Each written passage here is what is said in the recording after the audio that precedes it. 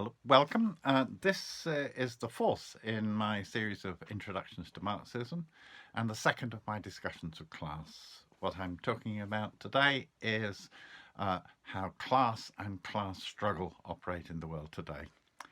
Now, according to Marx, modern capitalist society is more and more divided into two main classes, the bourgeoisie or capitalists and the proletariat or workers. He made this statement in 1848 in the Communist Manifesto, but I would argue that it is more true today than when he wrote it. In 1848, it applied only really to a corner of northwestern Europe and maybe a bit of the United States.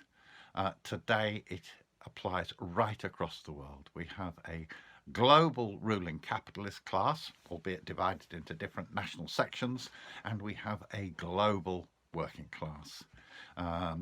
Everywhere, really, everywhere in the world today, both those classes exist and both those classes dominate the society. Now, most of my life, I have heard pundits and not a few social scientists, or people who claim to be social scientists, saying that class had disappeared, was in the process of disappearing, or was of declining importance. This was often based on the fact that the trappings of class from, say, the Victorian or Edwardian era, the top hats and the bowler hats and the upstairs, downstairs world and so on of the aristocracy, that had declined. But this is not the point. The reality is that class divisions and class inequality are absolutely as strong today as they ever were, and they affect people right across every aspect of their lives. For example, class has an enormous impact on health and life expectancy, the most basic things. In America, if you are from the top of the social scale, you will live roughly 10 years longer than if you're from the bottom of the social scale. In Britain, the figures are, again, approximately the same. And that will be the case with national variations everywhere. That the top people at the top of the scale will quite simply live longer. They'll have lower rates of infant mortality, less illness, and live longer. It affects educational achievement. This is not just a question of private education versus state education. Even within state education, those from the higher ranks in the social scale, the higher classes, will do better on average than those from the working class and those from the lower end of the social spectrum. Not in every case, there are exceptions, but on average they will do better. It affects your conditions at work, how you are treated at work, what rights you've got at work, what kind of conditions you work in. It affects your political behaviour, how people vote. It affects their culture. It affects everything. If you are a woman and suffered, therefore, from sexism, from discrimination, from the gender gap, from sexual violence, and all these things, you suffer them more intensely and sometimes in different ways if you're a working class woman than if you're a middle or upper class woman. The middle and upper class women suffer from them too, but it is different if you're a working class woman. Same if you're black and you suffer from racism. You suffer it more intensely if you're working class. If you are a working class black teenager in the United States, not only are you more likely to be incarcerated and shot than a white teenager, but you're also more likely to be incarcerated and shot by the police than if you're a black middle class or upper class teenager. Class continues to operate. Now, in the last session, the first session on class, I said that for Marx, class was rooted in the social relations of production, and in particular in relations of production that were exploitative. How does this work where capitalists and workers are concerned? Right. According to the dominant view, the relationship between capitalist and worker is essentially one of free and fair exchange. The employer offers the worker a wage. In return, the worker offers them their labour power. It's a voluntary contract. Now, Marx showed, basis of great length actually, he really delved into this. Marx showed that this was in reality neither a free nor a fair exchange. In the first place, it was not free because the worker, you as a worker, had no choice but to enter into this deal because the only alternative was either starvation or miserable poverty.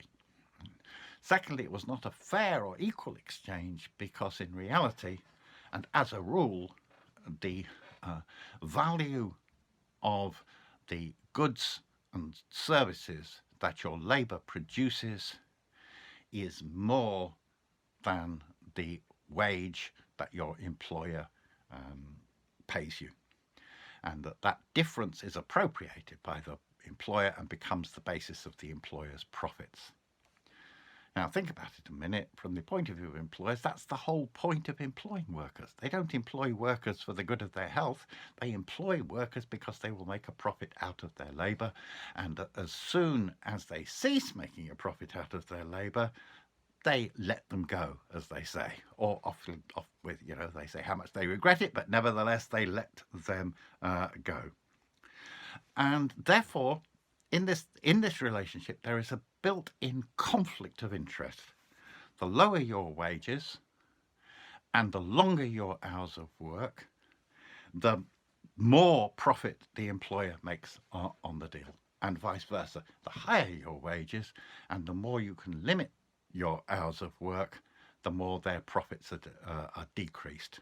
So there's a real conflict of interest there, and this conflict of interests underlies the whole trade union struggle, which pervades the whole history of capitalism, and it develops wherever there is capitalist industry in the world, which, as I say, is now virtually everywhere.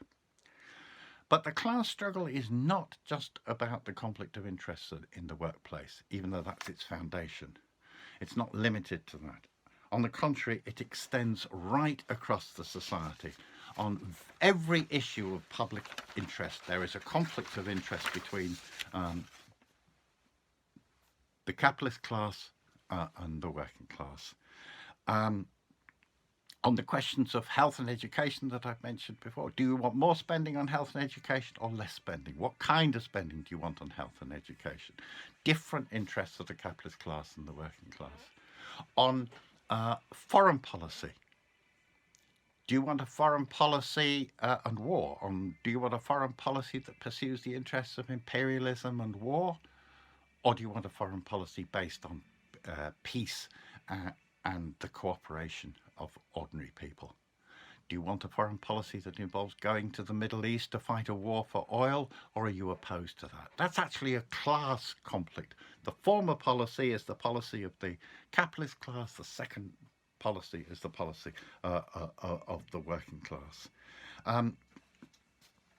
It affects profoundly responses to things like the COVID crisis that we're in at the moment as I make this video, and the response to the climate crisis. The capitalist class has a vested interest in maintaining production even when it puts everybody's lives at stake, and so on, and is not really very bothered about producing necessary PPEs and protective equipment for people.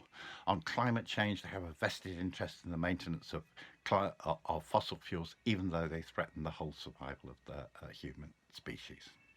Of course, the ideologists and politicians of capitalism systematically deny this. They never say, we are operating for the interests of the capitalist class. What they always say is that they are serving the national interest, the people as a whole. But in reality, that is a smokescreen, a mask behind which what they really do is pursue their class interests.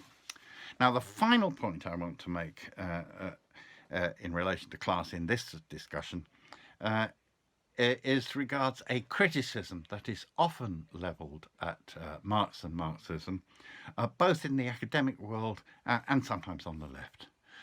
And that is that because Marxism privileges, as they say, or prioritizes the question of class, that therefore Marxism has neglected or downplayed other forms of oppression, such as racism, sexism, homophobia, various other forms of bigotry.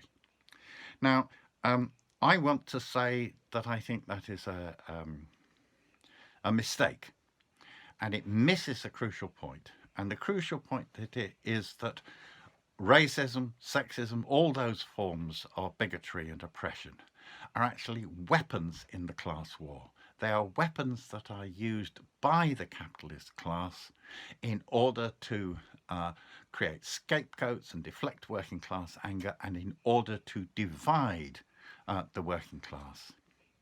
And that therefore Marxists, whose fundamental goal is to unite the working class and focus its anger on the 1%, the capitalist class, have to be the most absolute opponents of racism, sexism, and every form of bigotry and oppression. So far from neglecting them, it is a crucial consequence of this focus on class struggle that they need to be opposed, and opposed absolutely and vehemently. I shall return to these questions, the specific questions of oppression, later in this series. I just conclude by saying that what Marx said 172 years ago in the Communist Manifesto is not only true for the world today, that we're divided into capitalists and workers, bourgeois and proletarians, but that the struggle between them has now become an existential struggle for the survival of the human race. Thank you.